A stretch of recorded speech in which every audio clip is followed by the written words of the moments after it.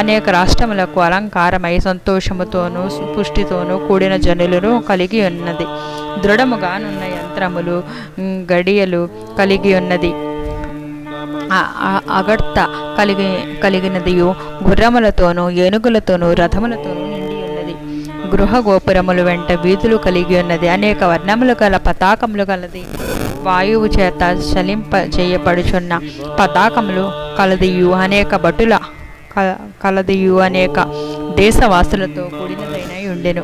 అచ్చట స్త్రీలు సుందరులను హంసల వలె ఏనుగుల వలె నడుచు వానరులు, చెవుల వరకు నుండు విశాల నేత్రములు గలవారును, గొప్ప పిరిదిలు గలవారును, సన్నని నడుము గలవారును, బలిసిలావుగా ఉన్న కుచములు గలవారును, మంచి వస్త్రములు గలవారును, సమస్త భూషణాభూషితులుగా నుండిరి. అచట వేశ్యలు సంగీతమందు నృత్యమందు నిపుణులను, సౌందర్యముతోనూ లావణ్యముతోనూ కూడియున్న వారును, నిత్యమానందయుక్తులు మదోన్మతులను, సమస్త స్త్రీగణము భూషితులై చూచుటలోను మాట్లాడుటలోను బహు నేర్పరులై సభలోను రాజ్య మార్గములోను రచ్చలలోను ఆటలాడుచుండు వారి ఉండిరి. అచట కుల స్త్రీలు గుణవంతులై సర్వాభరణాభూషితులై పాతివ్రత పారాయణులై ఉండిరి. అచట కుల స్త్రీలు గుణవంతులై సర్వాభరణాభూషితులై పాతివ్రత పారాయణులై ఉండిరి.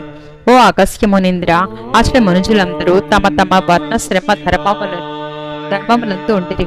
పురంజేడిట్లు ఉండినట్లు పట్టణమునకు చూచి సంతోషించెను.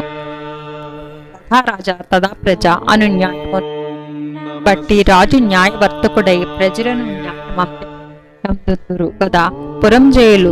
పురంజేయులందరూ రాజు వచ్చుట ఎదుర్కొని రాజు మీద పేలాలు పుష్పాలు చెల్లిరి.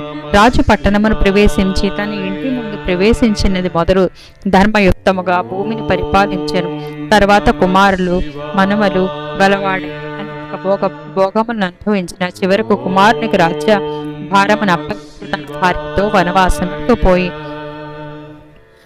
కార్తీక వ్రతము విడువక చేయుచు హరిభక్తి స్థిరముగా చేసి దాని చేత వైకుంఠలోక వాసి సుఖముగా నుండి. కార్తీక వ్రతం మహామహిమ గలది. ఈ కార్తీక ధర్మము హరికి ప్రియకరము. కార్తీక వ్రతమును చేయువాడు పరమ పదమును పొందును. అవసమై చేసినను ఉత్తమగతి పొందును.